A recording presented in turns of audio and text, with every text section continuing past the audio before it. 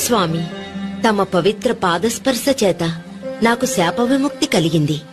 ఇక నేను తమకే సొంతం. నన్ను స్వీకరించి అనుగ్రహించండి స్వామి. నీ కోరిక నెరవేరదు.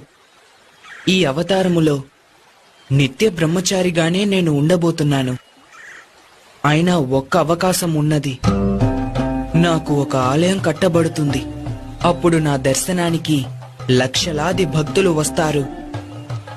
ప్రతి సంవత్సరం నా భక్తుల సంఖ్య పెరుగుతూనే ఉంటుంది. ప్రతి సంవత్సరం కొత్తగా భక్తులు నన్ను మొదటిసారి దర్శించడానికి వస్తారు. ఆ విధంగా ఏ సంవత్సరం అయితే కొత్త భక్తులు ఎవరు రారో అప్పుడు నేను నిన్ను వివాహం ఆడేదను. అంతవరకు ఎదురుచూడు. నా ఆలయానికి సమీపంలో నీకు కూడా ఒక ఆలయం కడతారు. నిన్ను మాళిగైపురత్తమ్మన్ మంజుమాత అని పిలుస్తూ భక్తులు పూజిస్తారు.